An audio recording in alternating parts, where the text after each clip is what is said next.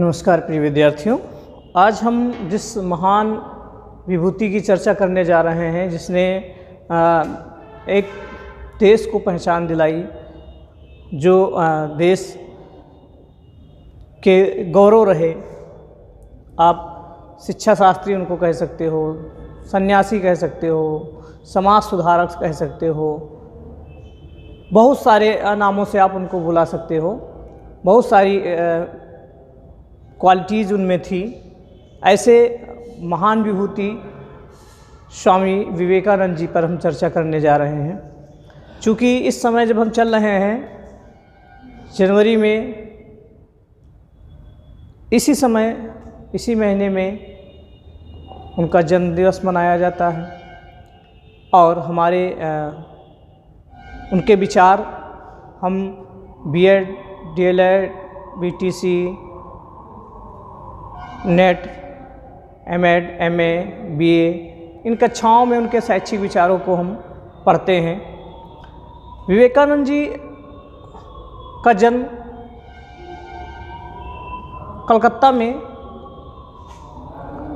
कलकत्ता के एक बंगाली कायस्थ परिवार में हुआ था 12 जनवरी 1863 में। इनके पिता का नाम श्री विश्वनाथ दत्त जी था, जो बहुत ही सात्विक प्रवृत्ति के, सरल प्रवृत्ति के थे और इनकी माता जी का नाम श्रीमती भुवनेश्वरी देवी था। वो बहुत धार्मिक प्रवृत्ति की संस्कारी महिला थी। 16 वर्ष की आयु में विवेकानंद जी ने हाई स्कूल की परीक्षा उत्तीर्ण की। फिर दक्षिणेश्वर गए। कलकत्ता में एक स्थान है दक्षिणेश्वर, वहाँ गए।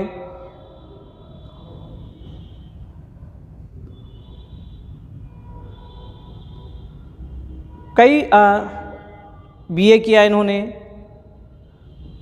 1886 में रामकृष्ण परमहंस जी, जो दक्षिणेश्वर के काली माँ के मंदिर के प्रमुख संत थे, उनका देहांत हुआ और उन्होंने विवेकानंद जी को अपना उत्तराधिकारी घोषित किया। विवेकानंद जी 1888 में एक पारवज्रक के रूप में 1888 से भारत भ्रमण पर निकले। भारत को बहुत नज़दीक से उन्होंने देखा। भारत को अगर जानना हो तो विवेकानंद जी को देखिए। उन्होंने भारत को बहुत नज़दीक से देखा था। भारत का भ्रमण पर निकले।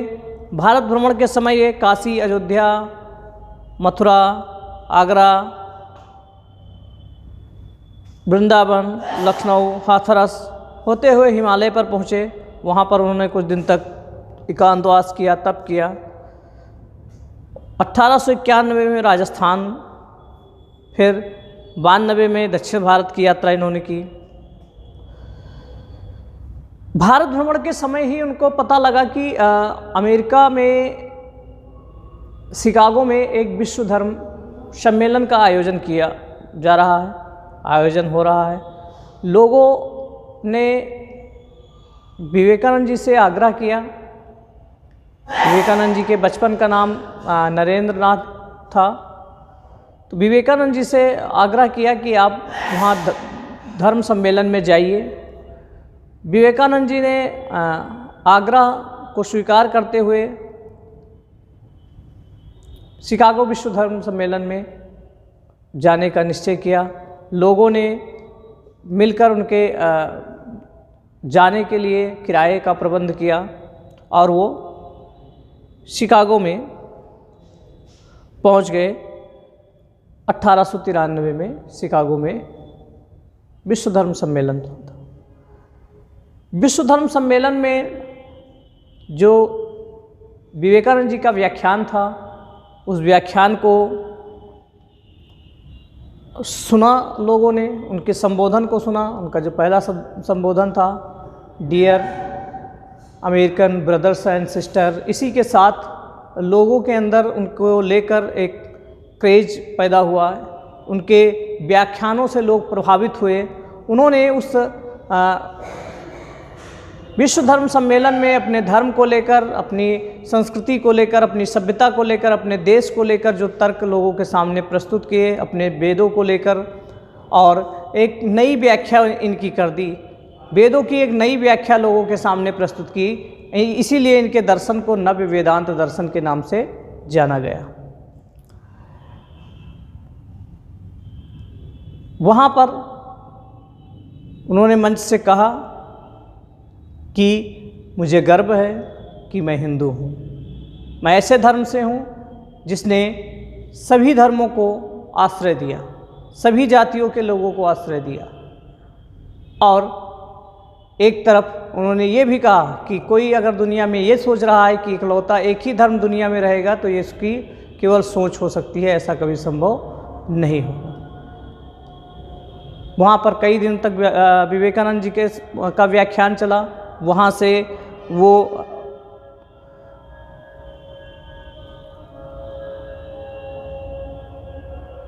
इंग्लैंड गए, 1897 में इंग्लैंड गए, फिर इटली, फिर स्विट्ज़रलैंड, जर्मनी और फ्रांस की यात्राएं की। फिर भारत आए और वहाँ पर भारत में आने पर उन्होंने रामकृष्ण परमहंस मिशन का, रामकृष्ण मिशन का की स्थापना की।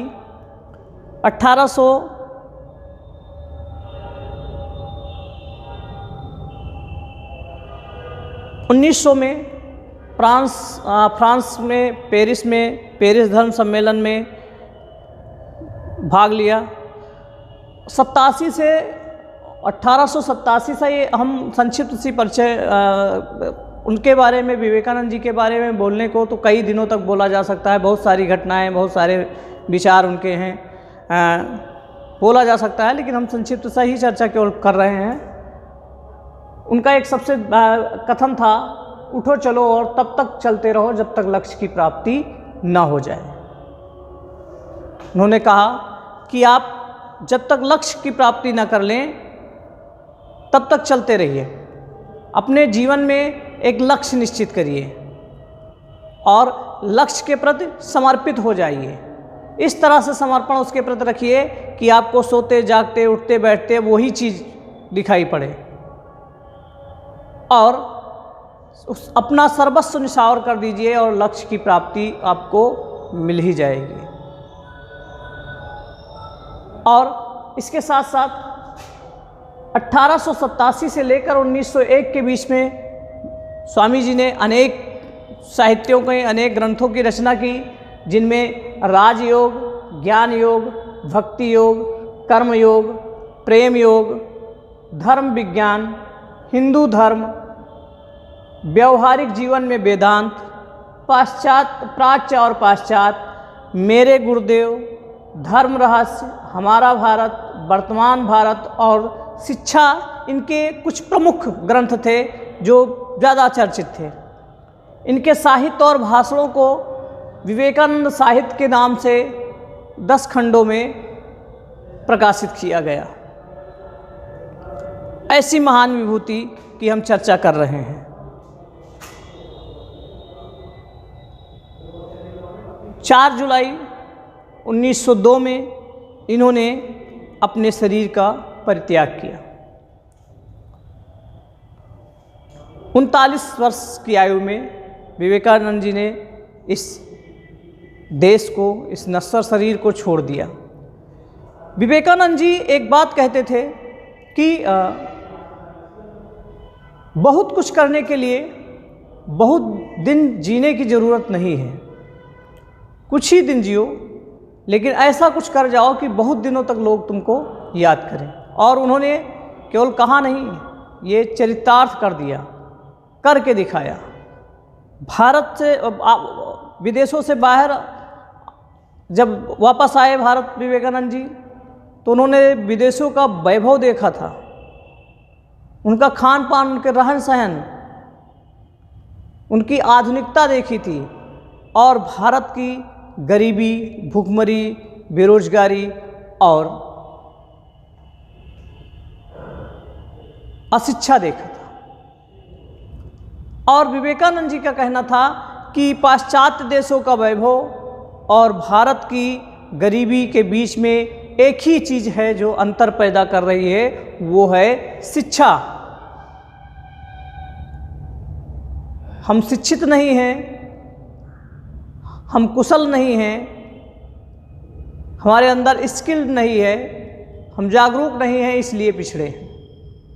और देशवासियों को जागरूक करने के लिए पूरे देश में भ्रमण किया, लोगों को जागरूक किया, कई जगह रामकृष्ण मिशन का प्रचार प्रसार किया गया, लोग उससे जुड़े।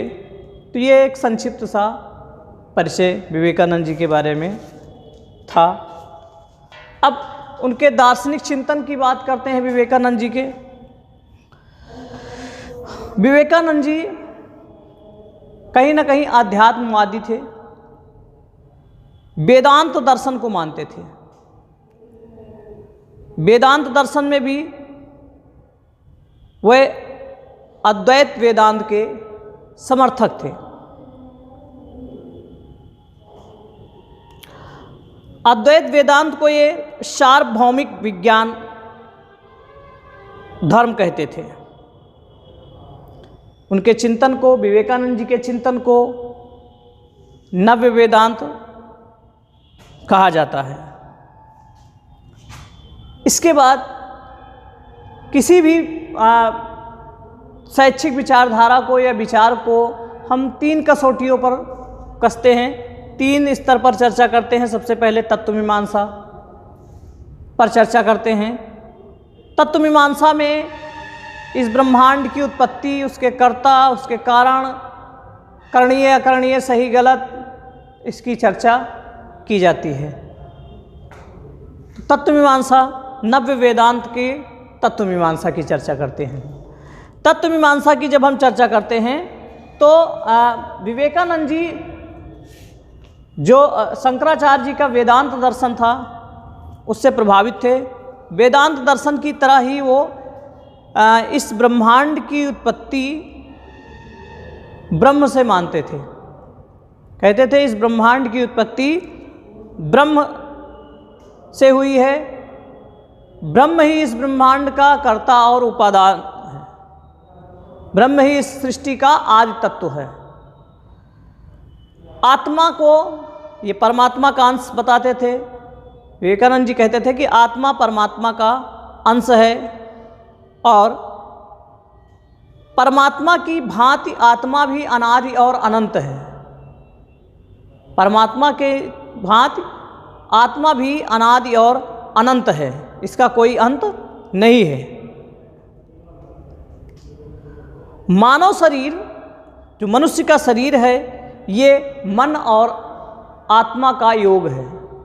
मनुष्य का शरीर मन और आत्मा का योग है। मानव जीवन के भौतिक और आध्यात्मिक दोनों पक्षों के विकास पर बल देते हैं स्वामी जी। स्वामी जी कहते हैं कि केवल आध्यात्मिकता से कुछ नहीं हो सकता है।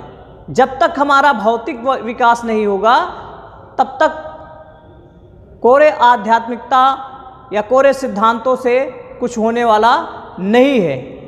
इसलिए हमको सबसे पहले अपना भौतिक विकास करना चाहिए। तो भौतिक और आध्यात्मिक दोनों विकास पर स्वामी जी जोर देते हैं। ये तत्वमीमांसा पर है। तो तत्वमीमांसा में क्या कहा उन्होंने कि इस ब्रह्मांड की उत्पत्ति, इस सृष्टि की उत्पत्ति ब्रह्म से हुई है। ब्रह्म ही इस सृष्टि का कर्ता और उपादान कारक है। ब्रह्म ही इस सृष्टि का आदि तत्व है और आत्मा परमात्मा का अंश है। परमात्मा के भांति आत्मा भी अनादि और अनंत है। मनुष्य शरीर मन और आत्मा का योग है और मनुष्य जीवन का भौतिक और आध्यात्मिक दोनों पक्षों का विकास आवश्यक है। मनुष्य जीवन के भौतिक और आध्यात्मिक दोनों पक्षों का विकास आवश्यक है, केवल एक पक्ष के विकास से उसका विकास नहीं हो सकता है। फिर बात आती है ज्ञान मीमांसा की। ज्ञान मीमांसा नव्य वेदांत के अनुसार ज्ञान मीमांसा या तर्क मीमांसा भी इसको कहते हैं कई जगह।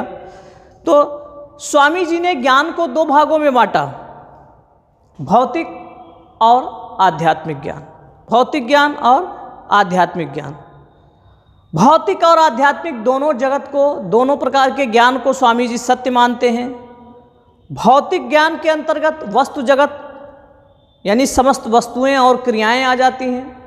भौतिक ज्ञान के अंतर्गत ये जो वस्तु जगत है, ये इसमें समस्त वस्तुएं और समस्त क्रियाएं सम्मिलित हो जाती हैं। और आध्यात्मिक ज्ञान में सूक्ष्म जगत, भौतिक ज्ञान में वस्तु जगत, आध्यात्मिक ज्ञान में सूक्ष्म जगत।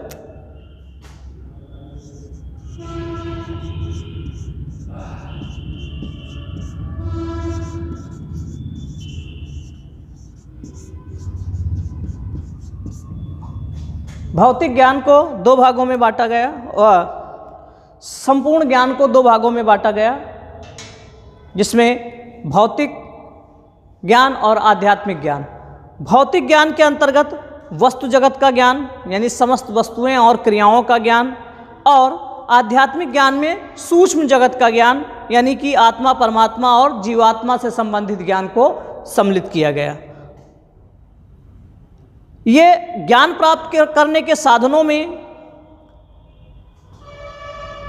ज्ञान योग, कर्म योग, भक्ति योग और राजयोग।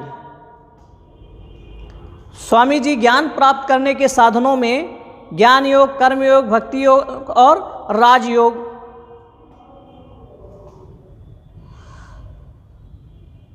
को रखा। उन्होंने ज्ञान प्राप्त करने के साधनों में इनको रखा। और वस्तु जगत का ज्ञान जो बताया, वस्तु जगत का ज्ञान जो होता है वो प्रत्यक्ष होता है, प्रत्यक्ष और प्रयोग विधि से होता है।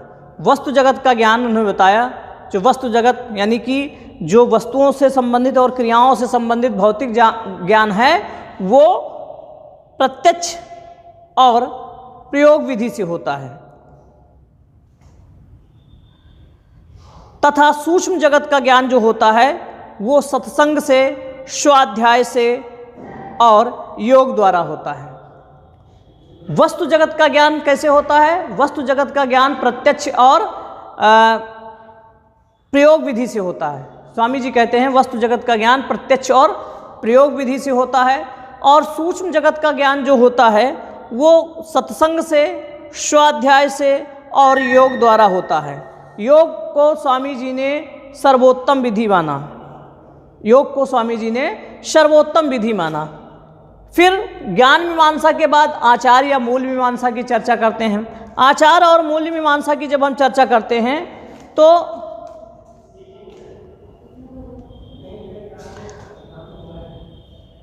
मानव जीवन का अंतिम उद्देश्य मुक्ति बताते हैं। स्वामी जी मानव जीवन का अंतिम उद्देश्य मुक्ति बताते हैं, और मुक्ति के लिए इन्होंने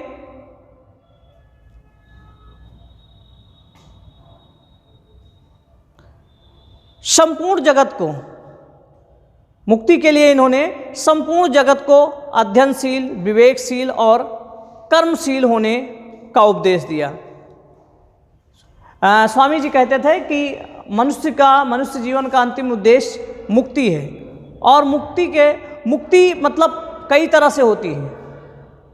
मानसिक दासता से मुक्ति, शारीरिक दासता से मुक्ति, आर्थिक दासता से मुक्ति, बौद्धिक दासता से मुक्ति। तो मुक्ति कई प्रकार के होते हैं, और इसी तरह से विवेकानंद जी कहते हैं कि मानव जीवन का अंतिम उद्देश्य मुक्ति है, और मुक्ति के लिए संपूर्ण जगत को अध्ययनशील, विवेकशील, कर्मशील होना पड़ेगा। जब तक संपूर्ण जगत के लोग अध्ययनशील, विवेकशील और कर्मशील नहीं होंगे तब तक मुक्ति नहीं मिल सकती है। सत्य का पालन और दीनहीनों की सेवा सत्य का पालन और दीनहीनों की सेवा के द्वारा ही मनुष्य मुक्ति प्राप्त कर सकता है। यही मुक्ति का साधन है। मनुष्य को इन्होंने, स्वामी जी ने ईश्वर का मंदिर, मनुष्य को स्वामी जी ने ईश्वर का मंदिर और मानव सेवा को सबसे बड़ा धर्म बताया। स्वामी जी ने मनुष्य को ईश्वर का मंदिर और मानव सेवा को सबसे बड़ा धर्म बताया कि मानव सेवा से बढ़कर इस संसार में कोई धर्म नहीं है और मनुष्य से बढ़कर संसार में कोई मंदिर नहीं है। तो मनुष्य एक मंदिर है, ईश्वर का मंदिर है और मानव सेवा सबसे बड़ा धर्म है। ये आचार्य मूल मीमांसा के अंतर्गत था। आचार्य मूल मीमांसा के बाद अगर हम बात करते हैं तो बात आती है शैक्षिक चिंतन की।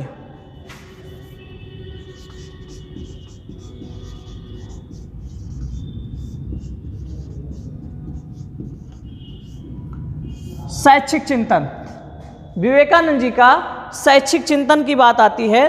तो जब शैक्षिक चिंतन की बात होती है तो शैक्षिक चिंतन में हम सबसे पहले शिक्षा के संप्रत्यय के बारे में चर्चा करते हैं। कॉन्सेप्ट ऑफ एजुकेशन, शिक्षा का संप्रत्यय। स्वामी जी शिक्षा द्वारा मनुष्य के भौतिक और आध्यात्मिक दोनों प्रकार के विकास पर बल देते थे। वो कहते थे कि शिक्षा द्वारा मनुष्य का भौतिक और आध्यात्मिक दोनों प्रकार का विकास होना चाहिए। उनका विश्वास था जब तक हम भौतिक दृष्टि से संपन्न और सुखी नहीं होंगे, स्वामी जी का विचार था कि जब तक हम भौतिक दृष्टि से संपन्न और सुखी नहीं होंगे तब तक ज्ञान, कर्म, भक्ति और योग सब कल्पना की वस्तुएं हैं। जब तक हम भौतिक दृष्टि से संपन्न और सुखी नहीं होंगे तब तक ज्ञान, कर्म, भक्ति और योग ये सब कल्पना की वस्तुएं हैं। जब हम भौतिक दृष्टि से संपन्न और सुखी हो जाएंगे तभी ये चीज़ें हम प्राप्त कर सकते हैं। जब तक उससे नहीं संपन्न होंगे तब तक ये सब कल्पना की वस्तुएं हैं। लौकिक रूप से इन्होंने शिक्षा के बारे में बताते हुए कहा कि लौकिक रूप से शिक्षा के बारे में इन्होंने नारा दिया, हमें ऐसी शिक्षा चाहिए, अकॉर्डिंग टू विवेकानंद हमें ऐसी शिक्षा चाहिए जिसके द्वारा चरित्र का गठन हो। हमें ऐसी शिक्षा चाहिए जिसके द्वारा चरित्र का गठन हो, मन का बल बढ़े, बुद्धि का विकास हो और मनुष्य स्वावलंबी बने। ये लौकिक दृष्टि से शिक्षा का अर्थ बताते हुए स्वामी जी कहते हैं कि हमें ऐसी शिक्षा चाहिए जिसके द्वारा चरित्र का गठन हो, मन का बल बढ़े, बुद्धि का विकास हो और मनुष्य स्वावलंबी बने, आत्मनिर्भर बने। ये लौकिक रूप से शिक्षा का अर्थ था। और शिक्षा को विवेकानंद जी मानव निर्माण की शिक्षा कहते थे। शिक्षा के बारे में विवेकानंद जी कहते थे मानव निर्माण की शिक्षा, मैन मेकिंग एजुकेशन, मानव निर्माण की शिक्षा। बड़े एग्जाम में आया है कि मानव निर्माण की शिक्षा के बारे में किसने कहा, तो विवेकानंद जी ने मानव निर्माण, मैन मेकिंग एजुकेशन की चर्चा उन्होंने की थी। पारलौकिक दृष्टि से अगर बात की जाए तो पारलौकिक दृष्टि से शिक्षा का अर्थ बताते हुए उसकी परिभाषा देते हैं स्वामी जी कि मनुष्य की अंतर्निहित पूर्णता की अभिव्यक्ति या अंतर्निहित शक्तियों की अभिव्यक्ति ही शिक्षा है।